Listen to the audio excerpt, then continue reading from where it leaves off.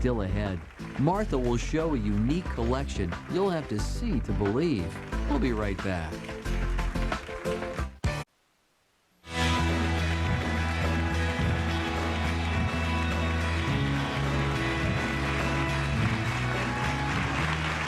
My friend Peter Arnell is one of the most eclectic collectors that I know, and no matter which of his many collections he brings, you're guaranteed a fascinating walk through history. Now, I've known you for how many years, Peter? About 12. 12 years. Yeah.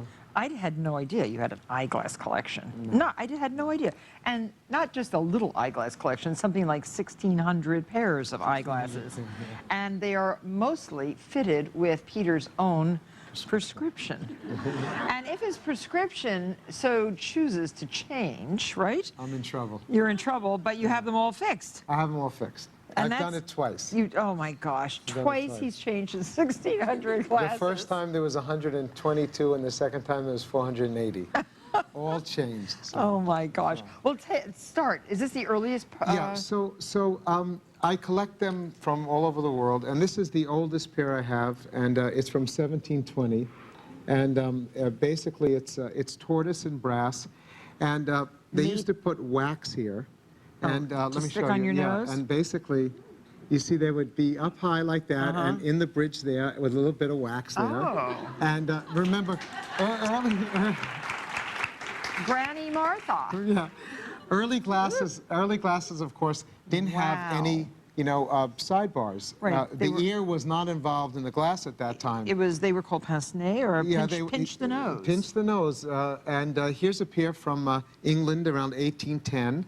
It was the iPod of its time, so to speak. Everybody wanted them. Everybody wanted one of these little guys here. Well, they needed them. I mean, people needed glasses forever. Yeah. And they just kind of sat like they stay nicely on your nose? Well, depends on the moment. Gosh, I remember my grandfather had a pair, and he always had those big indentations in the sides of his nose.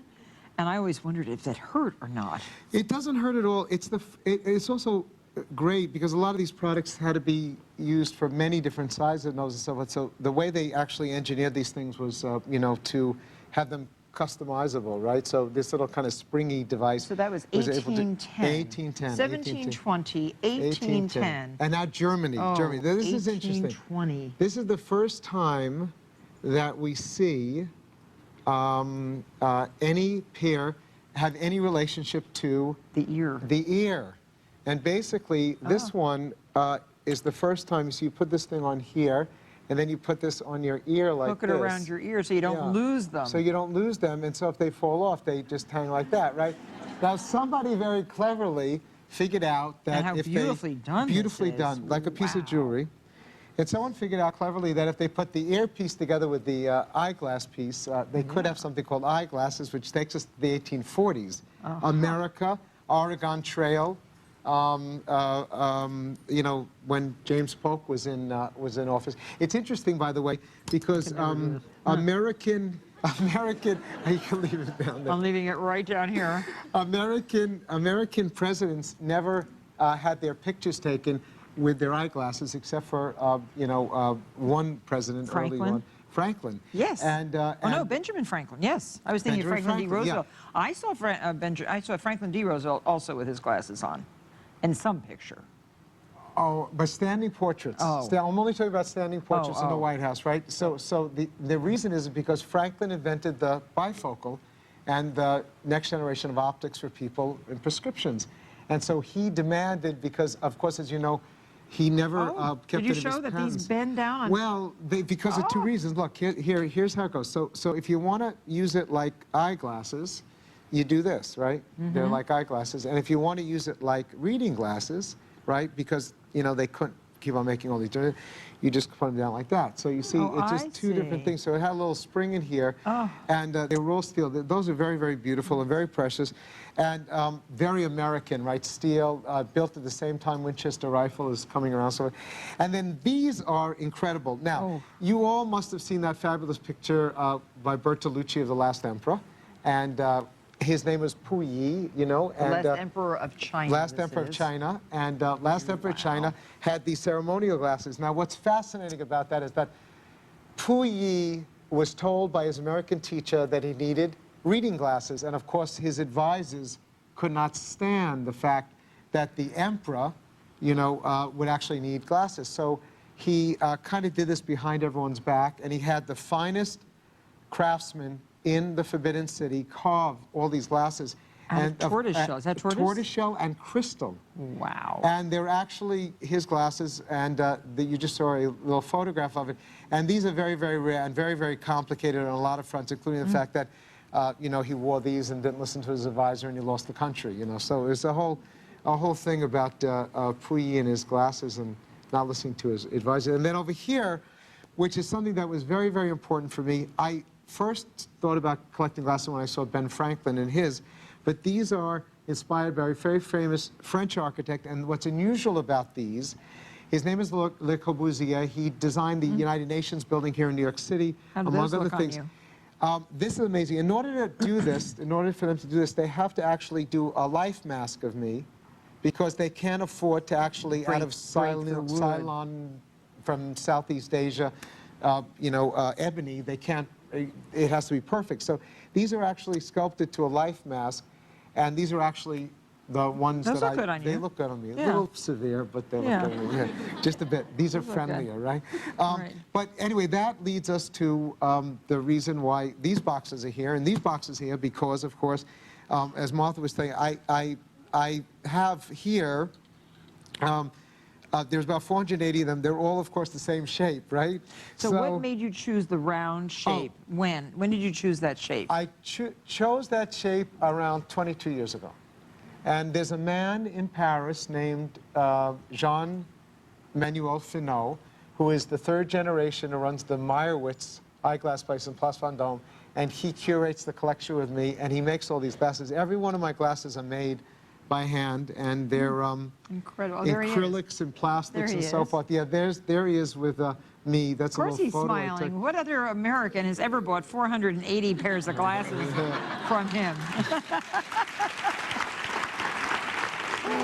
So fabulous. Oh, he's going to love seeing all of these, Oh, too. no, it's But crazy. I love those. Those are a nice pinkish plastic. And rimless acrylic and yeah, rimless.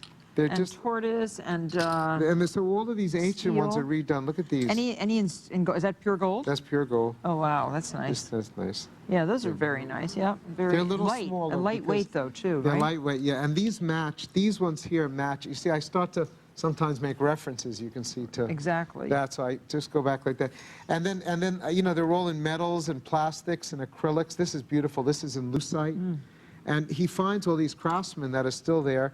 And then they're all dated on side and inside with the prescription numbers and the dates, you see? Oh, yeah. That's 2006, 2003, PA, 2002. it says PA. I wonder what that stands for. Peter Arnell, could that be? Yeah, exactly. And then, so all precious Well, woods. this might start a whole new trend, Peter. You know, if when people see this, I'm feeling extremely inadequate. I have about 3 pairs of glasses that are thrown in the bottom of my pocketbook. I just noticed today they're not even in cases. How horrible, right?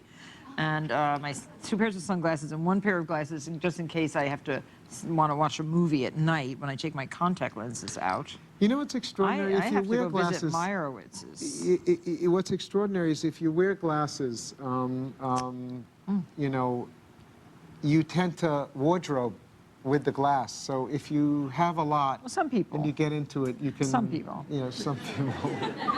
Some people. My dear Martha. Anyway. I do have my first pair, pink, sort of iridescent pink. When I was 12 years old, when I finally figured out I needed glasses, little cat's eyes. I have those. Do you still have them? Yeah, somewhere. these are what I'll give I them to wear, you. same They're going to shoes. go in your collection. I just. That's what he wants. These are very beautiful. This is an extraordinary collection, and they are considered part of your wardrobe. Yeah, That's they it. are. When you get I dressed in the looked at morning, them. your glasses are part of your wardrobe. Now, where are those boxes kept? In your bedroom, in your dressing room? They're 2 of them travel with me all the time. And I travel a lot, and I Right. decide what because I depends on my mood that day, and then about 120 of them are in my bedroom wardrobe. Yeah. Right.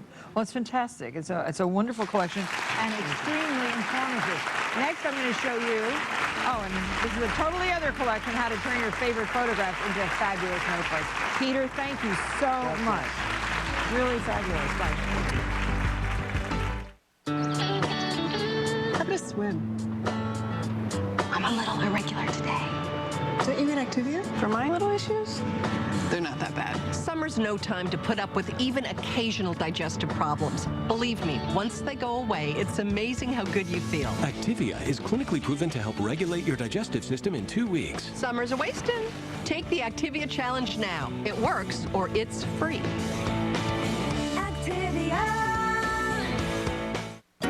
It's a simple formula. Take something important you have to pack and ship, start with the right expertise, add a sturdy box, and top it all off with a promise. The UPS Store Pack and Ship Promise. Only the certified packing experts at the UPS Store promise. If your items are lost or damaged, you'll be reimbursed. I promise. The UPS Store, the only place for the pack and ship promise and a whole lot more. Visit theupsstore.com for details. Restrictions apply. So cold. Listen, if I don't make it... Hold on. You're gonna make it. Just hold. Hey, what happened to my M?